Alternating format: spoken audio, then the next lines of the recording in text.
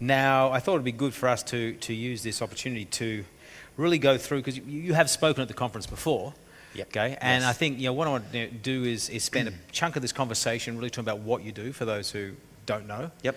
The market you operate in and sort of the challenges you face, and then sort of do a bit of a follow up on some of the historic sort of position, the growth of the business, where it's going, etc. Happy to. Okay. So first of all, tell me about the Digital Classifieds Group. Yeah, so we were founded in 2013. Didn't get serious about the business until sort of mid-2014. We launched a real estate portal in Papua New Guinea called House Plus, which was quite successful. We decided to expand. We bought a competitor. From there, we looked at the South Pacific and said, well, what's the next logical market after PNG? We thought it was Fiji, so we bought a business there. In 2015, we expanded to Cambodia. We invested in an existing portal, realestate.com.kh. And then we expanded in 2017 to Laos. We bought a general classified website, Ulala. And then about 12 months ago, we launched into Mongolia under a JV. So that's sort of the landscape. We effectively run real estate portals in all the markets and classifieds portals in PNG and Laos. Okay, so you're in a lot of markets. Yep. A lot of very early stage markets. Indeed. Okay, so let's take the helicopter view first. Let's talk about what are the key lessons you've learned through the growth of the business from Papua New Guinea. So sounds like a slight detour to Fiji. Yes. Or a holiday. Holiday for Fiji. Ill-fated, actually, that one. Okay. But anyway. And then into the bigger Southeast Asian markets of Cambodia Yeah. and so on. What are some of the two or three top key lessons you've learned in that process? I think we focus on being a very traditional real estate portal. So the classic focusing on the liquidity in the market first. So I think we were quite fortunate. We went into PNG. We deliberately started as a CRM provider rather than as a real estate portal. So we digitized the market quite effectively. Then we launched the portal. We had a competitor, pushed them out of the market within 2 or 3 months with that strategy. They were using the traditional sort of paper and Excel and things like this. Cambodia has been the same. So in Cambodia, we've got a real estate CRM. We have about roughly 30,000 listings and 20-odd thousand come through our CRM. So I think in building the marketplace, that strategy is probably one of the best strategies we've had. I think now, as I sit here in 2020, I think we maybe should have thought a bit more forward towards a transaction. We've sort of boxed ourselves in some ways. Because, for instance, in Mongolia, we're going direct to the transaction. We're just going to go straight to a transactional model, educate the agents that, yep, we are a marketplace, but in some aspects of the market, we actually deliver the service. So new developments, we're selling those developments as well as accepting traditional listing advertising model. So I think that's probably the next lesson. The final one for us, it's been very effective, is focusing on the really technical and sophisticated aspects of the market, managing them out of Australia. So the tech, the SEO, the SEM, and leaving our in-market teams to focus on sales. That seems to be quite effective for us. It's difficult to ask someone that's sitting in a place like Cambodia or Papua New Guinea to be abreast of the latest SEO, the latest UX improvements, and centralising that outside the markets work well for us. Okay, so just to be clear, you have your tech teams based out of Australia, you have sales and marketing teams in these various countries. Correct. Okay, and then in terms of, you look at brand by brand, let's not worry about PNG or Fiji, but let's focus on the bigger markets. Yep. In Cambodia, where are you placed? Number one, everyone says that. We are number one. Okay. Yeah. Right. Okay, and how big is the market? It's 15 million people in Cambodia. Yeah. So, but in terms of internet penetration, real estate? Okay, so urbanisation sits at about 24%. So it's one of the least urbanised markets in Southeast Asia. I think the next most urbanised market's Laos. In terms of internet penetration, 50%, 60% roughly. There's a burgeoning ecosystem of agents. There's a lot of large franchises moving in, C21, ERA, Coldwell Banker, quite a sort of diverse mix of agents moving into the market. We work with most of them. Obviously, the Knight Frank, CBREs, some of them emerging, the newer ones that we're not yet working with. But it's certainly it's a dynamic market, Cambodia, for sure. What do you mean by dynamic? It's Challenging? It's challenging. It's as a leading. I think what we're seeing right now as a leading portal is, and I think this is validation that we're the leading portal. Is we are seeing some fragmentation in the agents. They're saying, oh, well, maybe we should do our own portal. Maybe you're getting a bit too powerful. So there's some of the challenges we're having because we've managed to grow very quickly. We've locked in the market. We're perceived to be quite powerful in terms of relationships with the developers. We run the awards in conjunction with the government. So I think that's starting to spurn some agents to think about, are we getting a bit too much market dominance? Okay. What do you do then to build brand awareness in that market? Because that must be a challenge, right? How do you get to the? That's a good question. The broader Cambodian population. Yeah. So the first thing is language. Multi-language is important for us. So we're in 3 languages. Obviously, Khmer, the local language, English, and Chinese. China has a big influence in Cambodia. We find events to be extremely effective in terms of marketing. To give you an idea, we run 2 events in Cambodia, well 3 events if you include our awards, but our public-facing events, one expo is in April. We have about 20,000 people to that expo. It's a home and lifestyle expo. It's quite broad. We do anything from condos and landed property through to cars. And we find that to be a firstly profitable, very good revenue generator, but effectively it gets our brand into the market very efficiently through media partners and the actual spend. We've undertaken broadband advertising, so bus backs, billboards. We do a lot of online. So yeah, we're pretty focused on our above the line marketing at this stage. Originally, it was very focused on leads, just trying to get the build the value with the users, and now we're with the agents and developers. But now we're focusing on brand building. And then, how do you think about the role you're going to play in that market long term? I mean, there's a couple of roles. We had a strategy session. Oh, you were part of the strategy session, clearly. And there's one end of the spectrum is like the Fazwell's model. We're going to focus very much on transactions. We're becoming highly efficient in doing that, and really knock the ball out of the park in that one. And then there was the other end of the spectrum. We're talking about Shui Property in Myanmar is doing, or Zamin, etc., which is all about becoming that central hub of the market and really plugging in on so many dimensions, whether it's data or transaction processing or and allowing or advertising, and people can then work with Shui Property in that example. Where do you see yourself in that spectrum? That's a great question. Talking about our Cambodian market right now, what we're focused on is really closing the user gaps. So, the issues we're seeing are agents don't respond, really poor service, duplication of properties, the classic sort of emerging market problems. And a lot of those problems can be solved. And I think if we can solve those problems, we can leverage more money out of the market. I think if you come in with a pure sort of traditional, let's take a lead, deliver it to an agent as an email, or we have a phone number on the front of the website, and then we don't worry about what happens to that, how that customer's service. It's bad for your brand, and I think you can't really monetize that. It's very hard. So what we're focusing on right now is really closing the gap. So we've employed IOVox, so we record all the phone calls.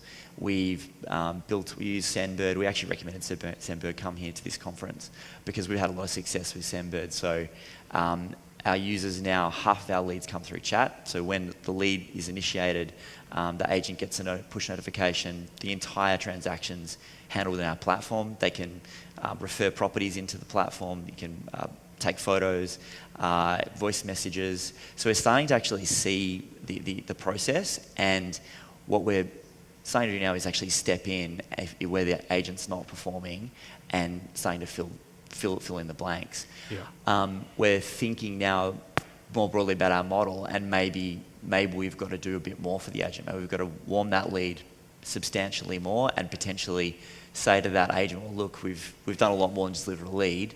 We need to be incentivized in some way. Maybe it's a a bonus or not commission. Never say Yes. that word. That's not the C word, but something like that. Yeah. No, I think what's interesting around the stepping into the transaction a bit more and then lead management is I remember I do a fair bit of work and have invested in Grupo Zap in Brazil, which is a more advanced market, clearly, than Cambodia, but still the agency is very fragmented. And I was there 6 months ago, maybe, and I had a bunch of meetings with senior agents, right? Large groups, Century 21, that sort of stuff. And one common message came out is, Grupo Zap, can you do more to qualify the leads for me, please? Can you do more to cleanse leads? Can you do more to enhance the leads? More data, more information, so that when I get them, I know which ones to action and which ones not to action. And preferably, I want you to just give me actionable leads.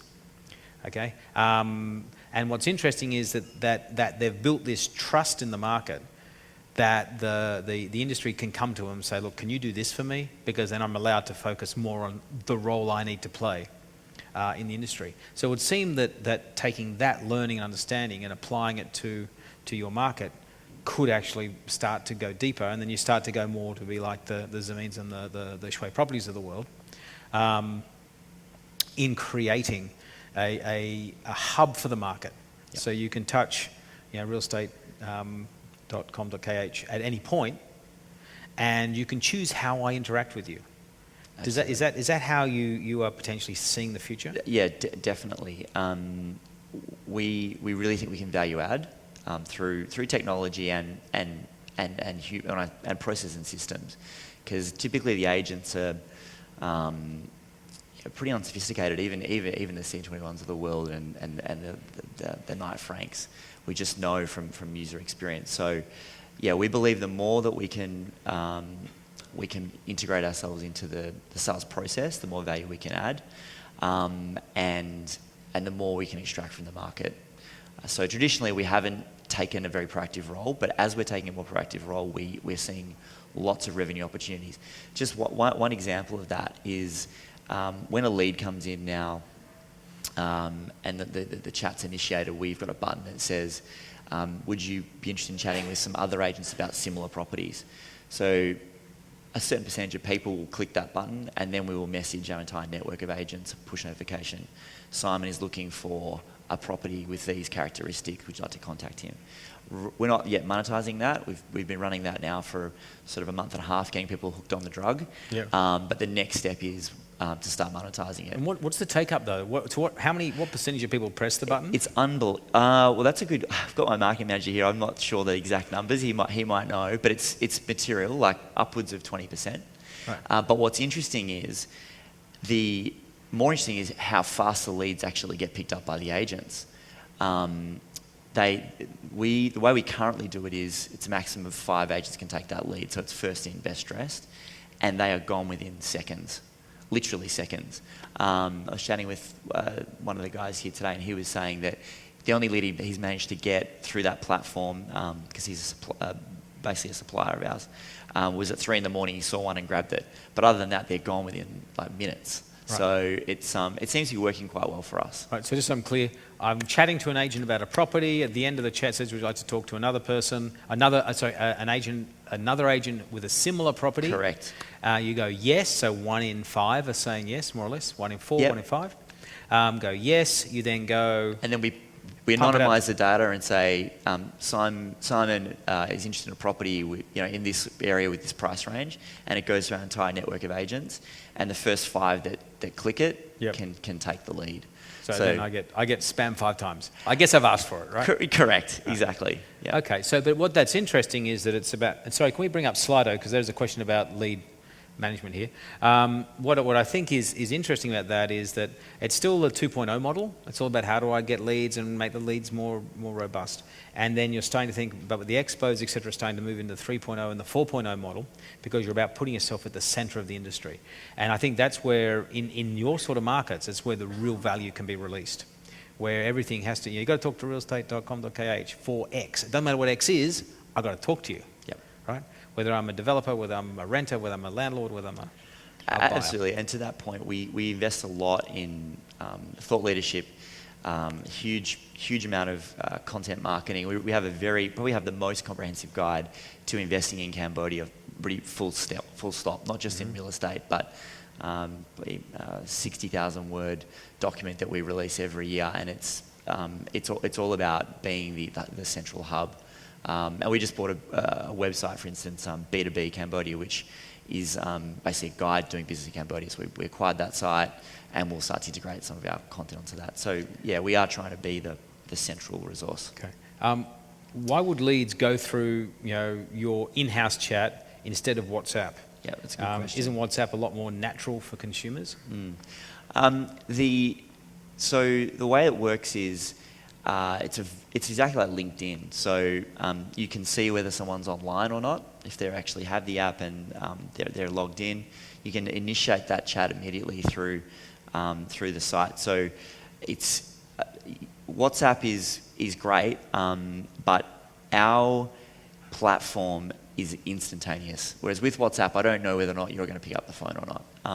Whereas on our site, it's literally a phone call. The phone goes through iVox, we record that, and then a chat. And we're really minimizing emails that's just sort of coming out of the platform. So we're only giving people two choices. It's basically chat or phone, and we're tracking both. Generally, Asian consumers tend to prefer chat. WhatsApp, WeChat, Line, Telegram, Messenger, and our chat system is very robust because everything you can do in WhatsApp or WeChat, you can do on our platform. One example being our site's in 3 languages currently.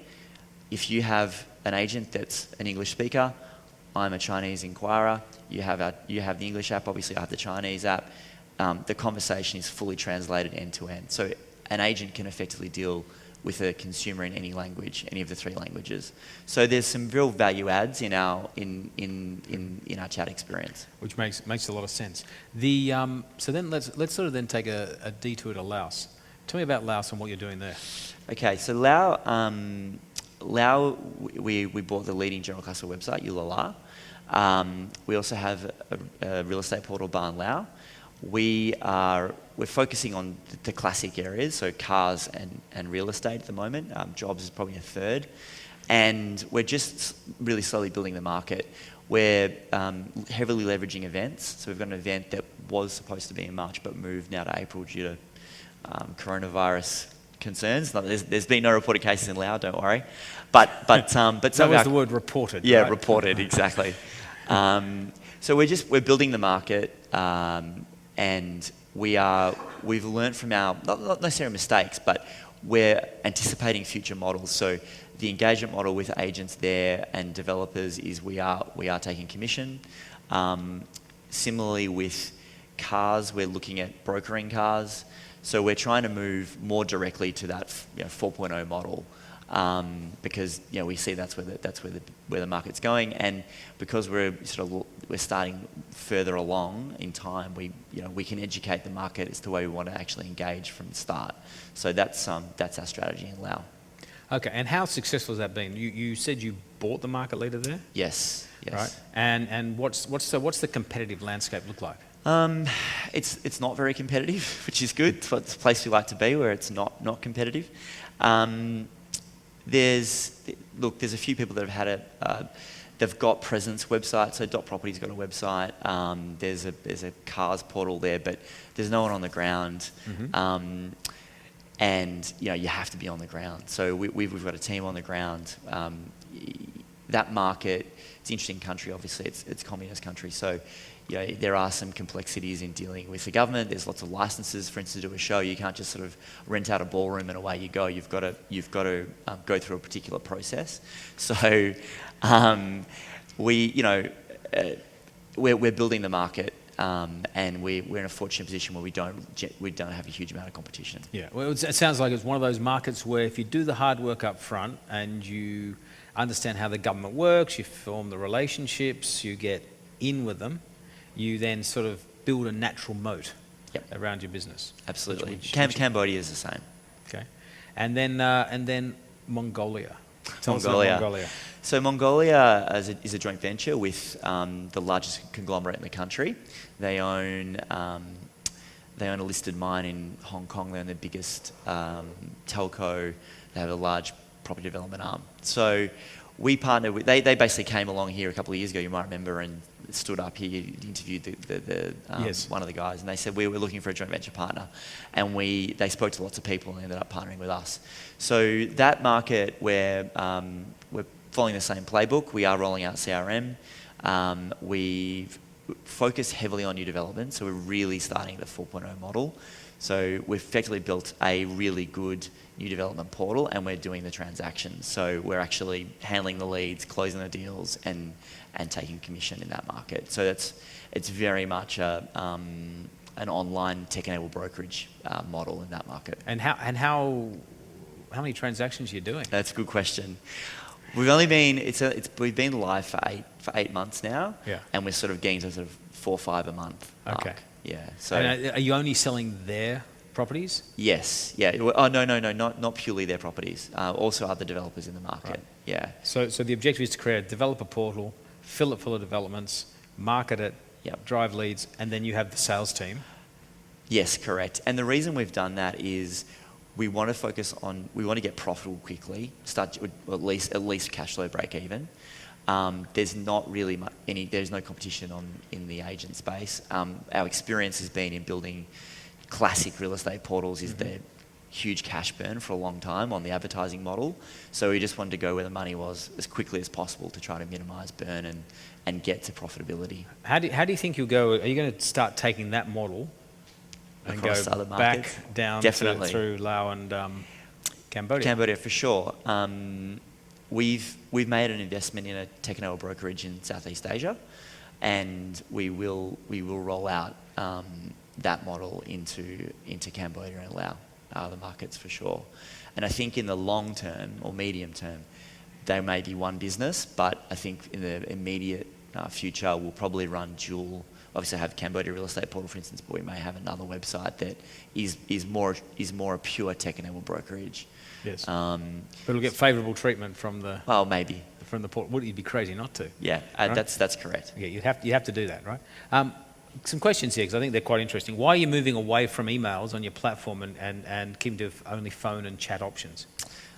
Simply because we can track the user interaction, and we can much more efficiently ensure that our customers are serviced properly. And so an example of that is when the chat is initiated, at any time, both the user and the agent can rate that chat. So the agent can say, look, this is a tie kicker, the lead was no good. Similarly, the user can say, well, this is a 5 out of 5 agent. And we can feed that information back into our search criteria. And we're building a model right now to be able to basically blend our result, we'll change the ranking of our results based on the quality of the data and the quality of the feedback from users about how responsive that agent is. We don't even need actually the feedback from the users. We know chat's initiated at X time and it was picked up by an agent at Y time. We can start to use that information to provide a better user experience and force the agents, hopefully, to be responsive. Okay. Where is the main revenue coming from by market? So let's talk about Cambodia first, then Laos, and then we clearly know where it's coming from the Mongolian market. Yeah. Developers in Cambodia, agents in PNG, and developers in Laos. Yeah. Okay. So it's predominantly developers in sort of pure Southeast Asia Pacific. It's more real estate agents. Yeah. Okay. And what's the model that you have with them? How are you charging them? Is it just a pay to list? Is it a per lead? Is it some other model? Yeah. So we did it's slightly different in all markets, but in PNG it's basically a package, sort of upgrade all listings, pay to play model. In Cambodia we had that model, but what we found was the big agents were taking just too many leads. And that was forcing the smaller agents too far down the list, and we were losing engagement. So we changed the model to a refresh model. So agent will just simply choose the properties each day they want to refresh to the top, and then at any time, another agent can choose a property to get to the top. And what that meant is if you're an agent with 100 listings you want to promote, it's the same unit cost to an agency that's got 10 listings. So it's very egalitarian in that sense. And then what that has meant is that smaller agents can get to the top very cheaply for the small number of properties they might have, and that's kept them engaged very efficiently, which is what we want to have liquidity on the platform, lots of agents using the system, and that's worked well for us. Okay. Are there any good learnings around transaction data, valuations, AVM models in these very early markets? That's a good question. We asked me in 2 weeks. We've just gone through a process of, we've been tracking our data for a long time, but we haven't even looked at it. So what we've done over the last month is we've actually built, we've taken all our data, so demand based on number of searches in an area, what properties are appearing, how many times people inquire, how many times people scroll on the carousel. We've taken all that information, we've built a demand model, and we're about to launch it. So I haven't actually seen I actually haven't looked at the data yet. It's being, all the work's been done now, the front end's been put on it so I can actually see it. And I think it's going to be quite game changing for the market because there's nothing else like it. We've had some competitors that have launched or tried to sort of surface data, but they're very late to the party, so they actually removed it because it's just very, very inaccurate. Whereas we've been going since 2015 and sort of warehousing it all, but not actually querying it or making it available. So the next couple of weeks will be interesting. Excellent. Last question is, your model's great, but these markets take a long time to get anywhere, to real revenue. What's the funding exit plan to enable this? Okay. I don't know if an exit plan enables you getting to Yeah, scale. that's right. It allows you to get away from it. Depends on what you define as real revenue. I think that funding-wise, where we've taken investment from a number of different sources, some people that are involved in the industry, and a private equity firm based in Cambodia. So we've got runway for a period of time. In terms of generating real revenue, I'm not sure what real revenue is, but I think the reality is, in say our Cambodia market, one example, it's the fastest growing market in Southeast Asia, runs at 7% per annum consistently. PNG's pretty similar, South Pacific, one of the fast growing markets. It's young population, there's a huge amount of new inventory coming on, an emerging middle class. So I don't think you can look at the last 5 years and say it's going to be the same as the next 10 years. Obviously, as you get closer to the transaction, we're facilitating many more, much more value is created on our platform than what we're capturing. And I'm confident we'll be able to reach out and grab a bigger share of that over the next 1 to 2 years. Okay. Matthew. And then someone will buy that, I hope. Yeah, I can understand. Matthew, thank you very much. I love what you're doing and good luck. Appreciate it. Thank you. Thank you. Cheers. Excellent.